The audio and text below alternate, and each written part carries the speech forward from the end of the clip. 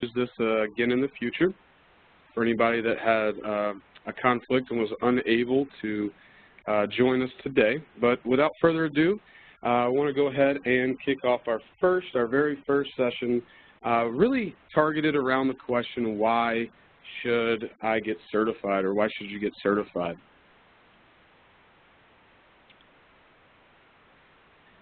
Real quick, so I'm Brock Anderson. I'm a CPE. I actually got my certification in 2017. A little bit on my background, just so you know who you're listening to today. So I studied biomechanics and physiology at Auburn University. Did a couple-year stint studying occupational ergonomics within their industrial and systems engineering department. Started my career as an intern at Briggs & Stratton. Jumped over to Gulfstream Aerospace for several years, and then was the ergonomist at Coca-Cola Refreshments for several years after that. Luckily, I had the privilege of a great mentor as I was coming through the CPE program and process, and that was actually my chair for the mentor series, Shane Sidebottom. So Shane, I'm going to kick it over to you real quick, let you do an intro. Oh, sounds good. Thank you so much, Brock. My name is Shane Sidebottom, and I graduated with a master's in ISE, Human Factors and Ergonomics from Virginia Tech in 1997. After that, I went to work for General Motors as a plant ergonomist in Lordstown, Ohio. And Lordstown's where they make the small car for GM. So the Cavalier at the time became the Cruze, and then the Cobalt.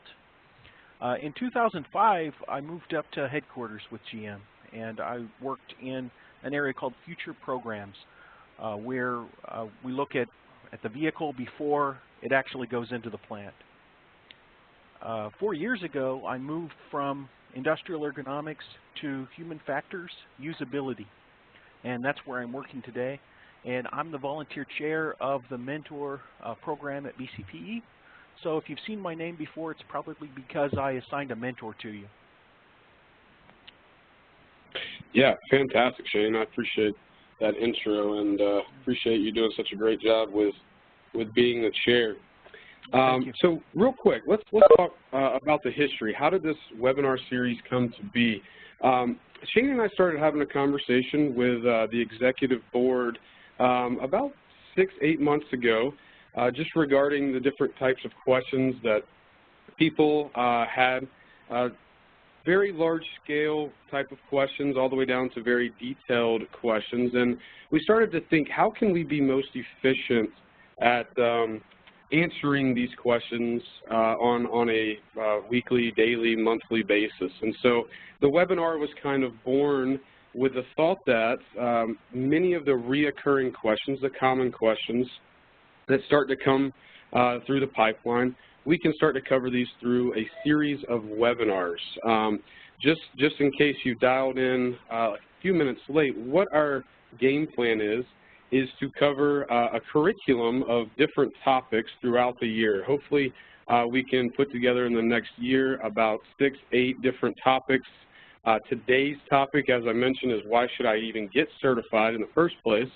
But we will also cover things like the application process, what to expect on the exam, what are the core competencies, what do those competencies actually mean, et cetera, et cetera. So expect to have a series of webinars. If you have a specific question, please ask that in that chat function on your WebEx. Or if you have a specific topic that you would like us to cover in the future, please put that in there as well. That'll be great feedback for us as we design this curriculum. In addition to that, and as a promise, we will have a schedule of topics that we will publish very soon. All right. So as we mentioned, this is a first webinar series from the mentorship program with hopes of many to come thereafter. Shane, anything to add on that? No, I think that's, I'd just like to give credit to Brock for the webinar series idea. We're really here because he thought that this would be something helpful for people who are are seeking certification. Yeah, I appreciate that, Shane. But it seems like an efficient process. I remember coming through, and Shane, you're so transparent and honest. It's awesome. Asking some questions, and there may have been a time or two, Shane, I'm not sure, where you were like, you know, it's been a while since I was certified. I got to get back to you on that. So I don't know, was that the case a couple times? Oh, absolutely. Especially regarding the exam, the process had changed since I took it. I went through this process a long time ago. So. Yeah, so I think this webinar series will be great at kind of addressing that type of thing. So Shane, you want to talk to us a little bit about what BCPE actually is? Oh, sure. BCPE is the Board of Certification in Professional Ergonomics. It's an independent, nonprofit organization. And it's really the gold standard for professional certification in human factors and ergonomics. There's approximately 1,300 people worldwide that hold the designation CPE, CUXP, or CHFP. And because BCPE is not for-profit, it's really not a business. So what it is a certifying body. You know, there are companies out there that offer training classes, they offer certificates. This is really expensive if you look into it. Because BCPE is not for profit, the strength is really in the volunteers in this organization. You know, we're all drawn together with a passion and a love for human factors and ergonomics. Earning certification through BCPE is not easy. Some of those companies I mentioned before, you can go away for a week, spend $4,000 and have a certificate from them over the material they taught you and the test that they gave you. BCPE is not that way. I'll tell you, when I see these letters behind somebody's name, CPE, I know that I'm dealing with a professional. I know that I'm dealing with an expert in human factors and ergonomics.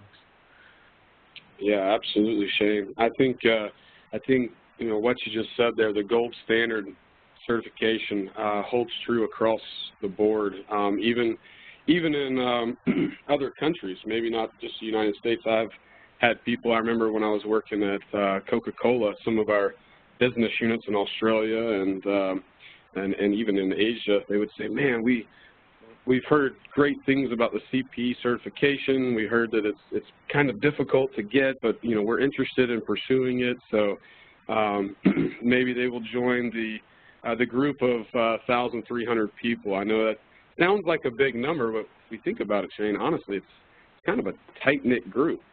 Yeah, it is. The field is pretty close together and tight-knit. So BCPE is recognized internationally through the International Ergonomics Association. And this is a institute for credentialing excellence that IEA belongs to. Because of this, once you get your certification, it's not something that ends there. There's a process to maintain your certification by continuing to work in ergonomics and human factors and continuing to grow professionally. That's something about this field. You never really stop learning. It's important to continue to grow. Yeah, BCPE is a global organization tied into IEA. Yeah, absolutely. So it's really cool to have kind of that parent association that is recognized internationally to be part of. Awesome for BCPE and for those that are certified and pursuing to become certified, that we have some infrastructure within that organization dedicated full time. We actually have an executive director and an executive administrator that focus their efforts within the BCPE organization all the time, which is awesome. I don't know if you guys are part of other associations. Many times they're kind of voluntary. The infrastructure is voluntary. And when it is, it may or may not be something that you get quick responses to or elaborate responses to. I will have to say that when I communicate to the director, the administrator of BCPE, We get fantastic responses. We get elaborate responses, which, as you guys know, when you're pursuing something or trying to engage in something that's not your full-time job, it may be something that will boost your full-time job. But if it's not your full-time job, sometimes you know, it's difficult to engage in that. And with our director and our administrator, they make that much easier. All the time, and Shane, you can talk to this too, but all the time I'm in different companies now as a consultant for ergoology, and people are like, hey, you're an ergonomist. Like, who does ergonomics? Like, what types of people, what types of job titles, you know, get engaged with ergonomics? And, you know, honestly, you can see a lot of these on the slide. I won't read them all. But you'll see people wearing the ergo hat that are risk managers or loss prevention, loss control managers. In forensics, especially the government-based forensics, you'll see ergonomics in accident investigators.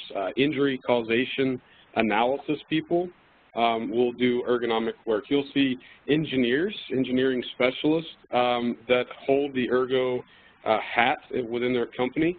You may see people that are doing ergonomic work or human factors work or usability work that are psychologists, both in the occupational setting and the industry setting. Shane, do you want to add anything to that? Oh yeah, I worked for GM for 20 years. There's really not a job title of ergonomist. So, and I've worked as an industrial engineer. I've worked as a systems engineer. I've worked as an engineering specialist. So, but it was all the same job. And in industry, people who work in human factors and ergonomics just have different titles. Yeah, absolutely, absolutely. And we'll talk a little bit more about this as we go. Shane, talk to us a little bit about the differences between these certification designations. Sure. The CPE, Certified Professional Ergonomist, is really the most common designation that people choose. It's you know, widely recognized. A person who's a CPE would probably focus mainly on human physical capabilities and limitations in office or industrial environments, manual materials handling, work-related musculoskeletal disorders or cumulative trauma disorders. But a lot of people that work in human factors or work in UX keep their CPE certification as a designation. Certified human factors professional would focus mostly on general human capabilities and limitations, cognitive factors, the psychology, information processing, human systems interactions, usability, and human error. That's more in line with what I do these days, but I did start in industrial ergonomics. A certified user experience professional would focus on user-centered design for systems and human-computer interaction. The process for becoming certified is the same for all three designations. Before you're certified, you can change your designation or credential letters at any time. After you're certified, you can pay a fee to change the letters that you put on the back of your name. So these letters that you would add to your name are really credentials. In the area that I work in, I keep my CPE as my designation because it's just more recognized. It's more commonly known. Yeah, absolutely, Shane. So even though you're doing usability, you're keeping that CPE because it's recognized and known.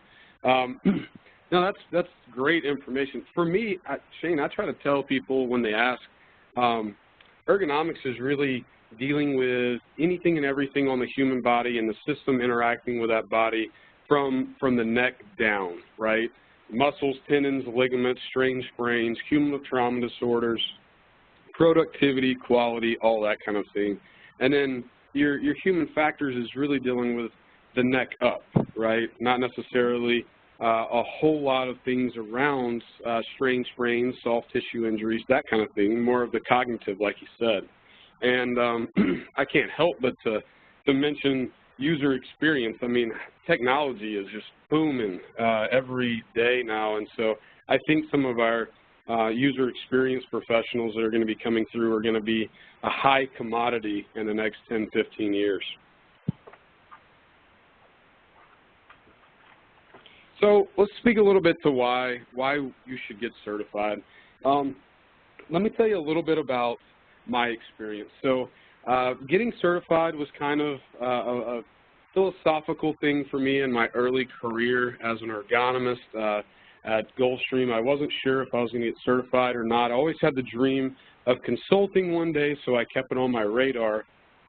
And as I started to get into the process and I started to submit my application or really look at the application, what do I have to have in order to submit this application. And as I started understanding what the work samples looked like and really the whole process, I thought to myself, this really would set me apart from other people. Having that stamp, Shane, you talked about it at the end of your name, the CPE, people that know about it are like, wow, that's pretty extensive stuff. You know what you're doing. And then what's cool also is people that don't know about it, and you can kind of see it in number 6 right there on the slide, they always are going, hey, what does CPE stand for, right? Or what the other credentials that we have in human factors and usability, which is awesome because it gives me a chance to kind of increase the visibility in the ergonomic space, right? They may be a quality control engineer and they're asking me questions about ergo, so I can directly link what they do with quality and defects into ergonomics. And they get excited, I get excited, everything is good. What I'll also say is when you get certified, you join that group of 1,300 people. There is a strong network that happens within that group. People tell me all the time the ergonomics world is really small and it's tight-knit, and that's definitely the truth. I know for me, frequently, if I don't know the answer to a question, I will jump on the BCPE website. I'll look up somebody that specializes in the space that I have my question into, and I'll ask them, and 9 times out of 10 or 99 times out of 100 really is more what it's like. Somebody will get back to me and say, hey, so glad you're a fellow CPE. This is what I think the answer to your question would be. So you get that network of professionals. You get set apart from other people, and you get to kind of give yourself a gut check. I know for me, when I finally got that CPE, I was like, man, I feel good. I feel like my background, my education, my ability to do work samples and projects is at a level, at least a minimal level of what is considered to be an absolute professional. So, from a morale standpoint and a self-confidence standpoint, getting certified really kind of boosts those two spaces and lets you know, hey, you're at the top, you're among other people that are professionals, and go out into the world and do great things. So, Shane, anything to add on that?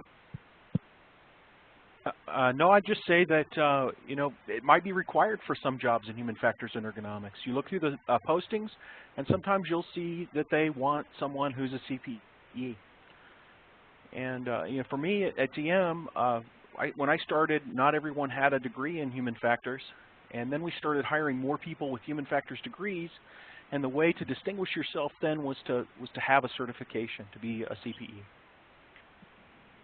Yeah, no, that's a great point, Shane. I agree with you 100%. And a lot of companies, especially in that technical space, they kind of want to be able to back their decision up of hiring somebody with knowing that they've been accredited by a professional organization. So it kind of safeguards the employee or the employer as well. Don't you think, Shane? Oh, certainly. In some really big companies, if you leave that company, you cannot get a recommendation from the former company.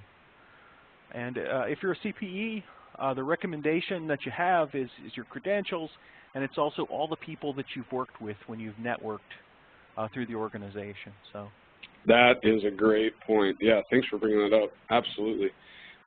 So, guys, let's talk real quick. I see a lot of questions coming through the chat box, which is great.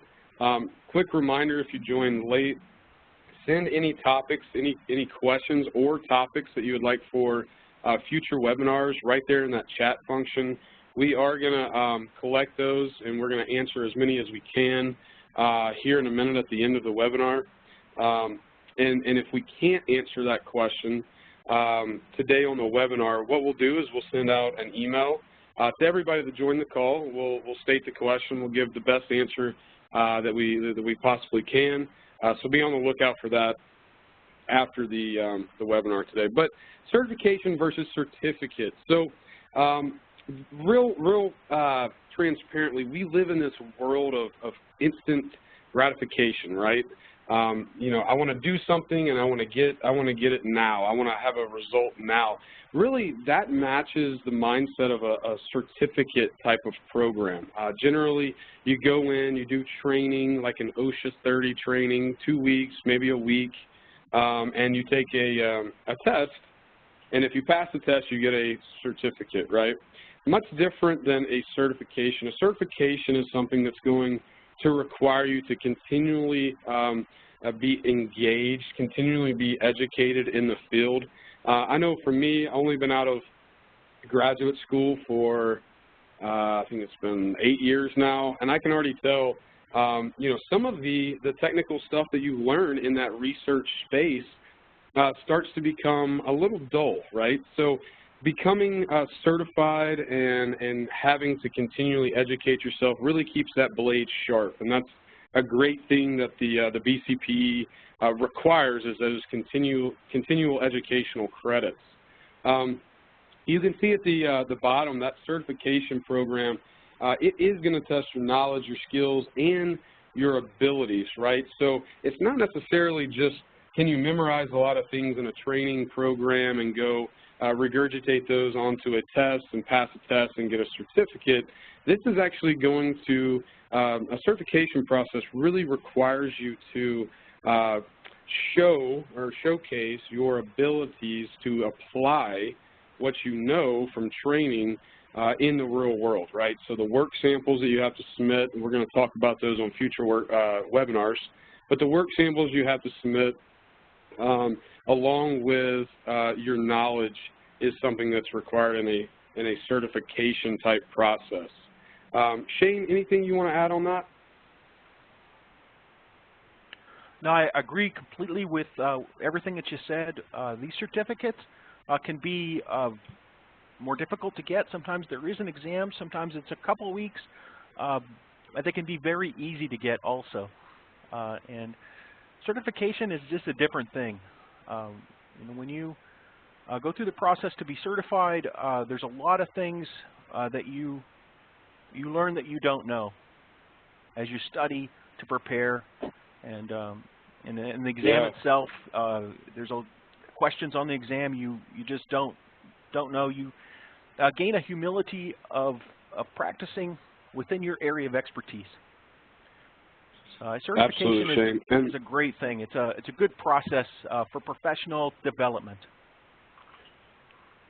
Yeah, absolutely. I totally agree, Shane. And I guess I totally forgot to mention, but when you take a certification exam and you go through the process, you actually get to put some creds, some credentials behind your name, right? You get to put CPE, which is exciting once you get there. Certificate programs, generally, they go onto your resume, and you can say, hey, I went through this, it's continuing education, passed the test, got the certificate, but it doesn't necessarily mean that you're going to be able to add any type of credentials to the end of your name, which I know in our technical world, in our technical field, us nerds kind of like to do. So I guess that would be an important thing as well. Mm-hmm. Shane, tell us a little bit about the nuts and bolts of CPE, BCPE, and IEA. Mm-hmm. So the Board of Certification is an organization, a certifying body. The full certifications are CPE, CHFP, and CUXP. And right now the process is the same. The exam is the same. If you want to achieve these certifications. It's, as we mentioned before, an independent, non-profit organization that really exists to provide a professional certification for people in human factors and ergonomics. who demonstrate expertise and comprehensive understanding of the discipline. So you have to have the education, you also have to have the experience, and that's where the work product comes in. You have to show that you've worked full-time in human factors and ergonomics for 3 years. This organization is affiliated with the IEA, and it's also closely associated with the Human Factors and Ergonomics Society. And a lot of the technical reports and journal articles in our field are published through HFES. The certification requires academic coursework in the core competencies of human factors and ergonomics. So you have to submit a work product after working in the field for 3 years, and then you have to take an exam. It does require continuing education. It costs $125 to apply. The exam is $350, and the annual certification maintenance fee is $150. And there's about 1,300 people worldwide who hold these designations. It's the most respected and recognized certification in the field of human factors and ergonomics. And you know, I might be biased because I've been a member of BCPE for a long time. I volunteer for this organization, but I really do believe that that is true, that it is the best organization for certification in this field. Absolutely, yeah, well said, Shane. Thank you. You know, and when a organization attracts a lot of people to volunteer, you know that the organization is a healthy, thriving culture, and people want to be engaged in something bigger and more robust than just themselves. So I think that's exactly what the BCPE organization is. Okay, so as we said, guys, just a few closing comments on today's webinar. We're going to keep it pretty brief today. This is a very high-level, general understanding, basics around becoming certified, or why should you get certified. As I mentioned, we're going to have a curriculum of webinars that we will publish very, very soon. And inside those webinars, we will answer questions like, what does the application process look like? You know, if I have these core competencies, but I'm lacking a specific one, what do I need to do and where do I need to go in order to gain that competency? We'll talk about the test. We'll talk about the continuing education that comes after the test and after you pass that test, or maybe even what references are going to be the best references to study for the exam. So hope you guys enjoyed this particular webinar. I will say please submit any type of topic or any type of question you have in the next 30 seconds or 40 seconds into that chat function. I am going to pull up some of the questions that have come through thus far, and maybe we can answer a few of these. All right. There's one. I would encourage anyone that's on the call today that doesn't have a mentor and they want to go through this process to go to the BCPE website and think about filling out an application to get a mentor. These are people who can work with you one-on-one. They're CPEs or CHFPs. They're certified through BCPE, and they've volunteered to help people with their certifications. Yeah, absolutely, absolutely, Shane. And hey, I'll be the first to say I reached out to Shane not knowing that he was the chair mentor. Or actually, I think I reached out, and it makes more sense now, to the executive director who put me in touch with Shane. And I guess, Shane, I was the lucky one because you actually ended up mentoring me directly. But I know you have a series of a group of people that you rely on to help you mentor. So and now one of those people is Brock. So he also mentors other people. So absolutely. So I do have a question that came in. It says, and I'll cover this one real quick. Since HF, Ergo, and UX are each unique and sometimes overlapping disciplines, do the CHFP, CPE, CU, XP have an unique certification exam, common exam, or can you combine can you have obtain a combination of designations? Good question, great question. Yeah, we get it all the time. You know, Shane, I'll talk on this and then throw it over to you. The exam is going to be the same for everybody, no matter what the designation they're trying to receive actually is.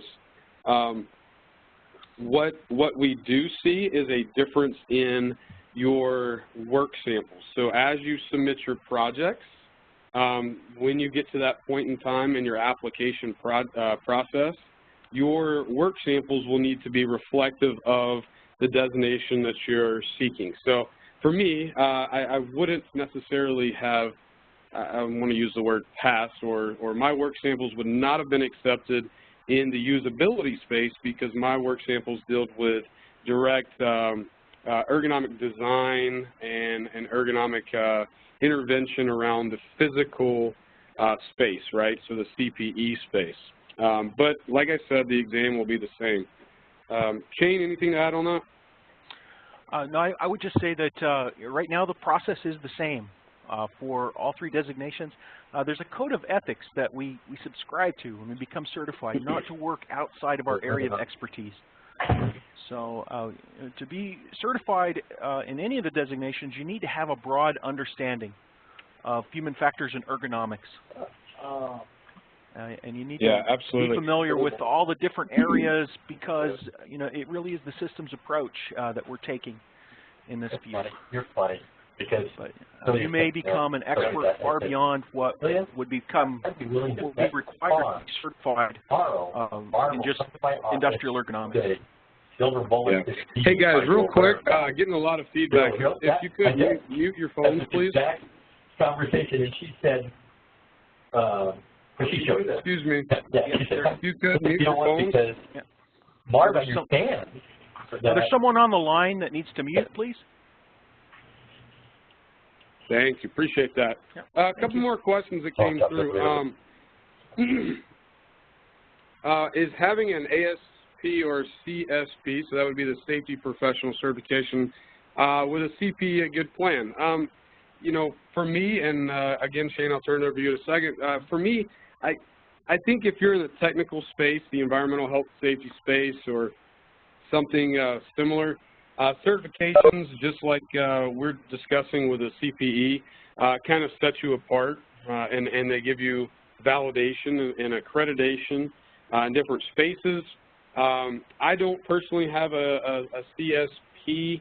I know some of my colleagues have gone through that process. But is it a good thing to have or a bad thing to have? I would say that it's probably good. If you already have your CSP, I would encourage you to get your CPE because it can only further and extend your capabilities or your credentials. Shane, anything on that? I would agree. To be a CPE, you really need to keep working in the area of human factors and ergonomics. And I know to get an ASP, you have to work in the area of safety. So, you know, if you work in an area where those two intersect, you can keep both certifications. I think that that is a great thing.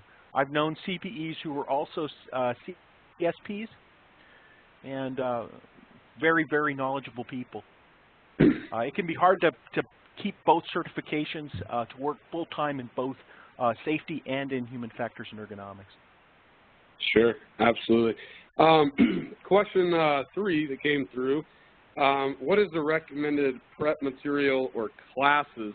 Very, very common question that we get. This is probably something that will be an entire topic that we talk about on future webinars. So I'm going to kind of leave it at that. The only thing that I will give you, here today, check the BCPE webpage. Go to exam prep, and there will be a list of a lot of references, a lot of books, a lot of different things that you can get involved with as you start to fill out your application and start to see what areas of education you meet or you match, and what areas may be opportunities. I think that will be the differentiator between what classes that you actually need to go take. So we'll talk more about that and more extensively about that in the future. Mm-hmm. Shane, anything? Yeah, this isn't really something that you're going to be able to self-study for. It really does require academic coursework at the graduate level for the core competencies. So, you know, if you're rusty on something, I can't recommend enough taking a grad level human factors or ergonomics class from a local university or even online through an accredited university. Yeah, absolutely. It can get very technical very quickly in some areas like occupational biomechanics, and without somebody to guide you in what you're reading, it can be really hard to go through some of those texts. Yeah, sure, absolutely. And then I think the last question for today came in. It says, will there be an opportunity to see an example of ergonomic reports? I have some thoughts on this. Shane, I'm going to let you start this one, and I'll fill in afterwards. Sure. Now, are they talking, you think about work product? I'm thinking the work samples that you have to turn in for the... Yeah, I think that would be an excellent future webinar to go through some work product. And, you know, give examples of what I submitted or what Brock submitted as kind of what they're looking for at the board. You know, they're really looking for a pretty in-depth analysis that you'd be conducting. They want you to show you're an expert. Right, absolutely. And I remember, Shane, excuse me, while I was writing my reports, I don't know if this is a requirement, but I remember at the very top of my report, I went in and I highlighted what the core competencies were in my report, whether it was analysis or design or some type of metric or statistics, in the very top section. So whoever was reviewing my document could very quickly see, was I able to hit the core competencies? I think that many times is where people get stuck. They have a fantastic report, and they probably controlled a whole lot of risk, and they increased productivity, and they reduced the amount of defects in the system, and they did all the things that we want to see. But it's very hard sometimes for that reviewer to see what core competencies were actually met in that report. They may have been there, they may have been kind of hidden, they may be behind the scenes, they may be something that came along with the project but not necessarily discussed in the written document. So I will throw that out there for now. You know, when you're doing your reports and your projects, you may want to go back and just link together what pages and what paragraphs meet certain core competencies. What are your thoughts on that, Shane? Oh, absolutely. Yeah, there are 4 sections to the BCPE core competencies: analysis, design, testing and evaluation, and implementation. You could submit a maximum of 6 work samples or as little as 2 work samples, but you have to have 2 samples in the analysis section, in the design section, and in the testing/implementation section. So the maximum for each work product is 20 pages. I think that it's best to select a work product from your past that clearly exemplifies one or more of those core competencies. If you try to do too much with one work product, you might not be successful in doing that. So. Yeah, absolutely. And actually, we just had one more question come in. So it says, is it mandatory that 3 years of work experience is required? This particular person has close to 2.5 years. Shane, turn this over to the master. It's required. Yeah, it's required, but you know, some of the stuff you did in graduate school might count too. If you were paid as a research assistant, or you know, you're part of the work that you did for your thesis or for your dissertation, if you've got a PhD, may count toward work experience. Yeah, great point. I remember me personally, not that it played in. I had 3 years actually in industry before I applied, but I remember doing some consulting work on the side when I was in graduate school, and that would count as far as years of experience. So keep that in mind. And what I would say, honestly, is go ahead and start the process. You know, if you don't have 3 years of experience, get your application together. Start building your work sample so that when you hit that 3-year mark, you're ready to go, right? You're already locked and loaded. You don't have to worry about anything, and you can proceed forward. You know, that's Absolutely what I would recommend you doing. I totally agree. Yep. Okay, guys, so that was all of the questions that we have today. We're about 43 minutes into the hour. Please be on the lookout. There may be a question or two that we did not answer on the call today that we will follow up via email. If there's anything as far as topics go that you would like us to cover in the future, please reach out, let us know, and we will make sure that we include that in the curriculum. So, Shane, any closing comments? No, I think that's all from me. Yeah, feel free to reach out to us. And again, I want to suggest if you don't have a mentor, that can be very valuable also to request a mentor through the process at BCPE. Yep, fantastic. All right, so as we close down our very first mentorship webinar series or event, I want to say thank you to all the attendees that joined us today. As a reminder, this was recorded, and so we will probably hold this for people that had any types of conflicts that they can join in and get the type of information that you guys received today. So with that, have a fantastic day, and we will talk to you soon. Thank you. Thank you, everybody.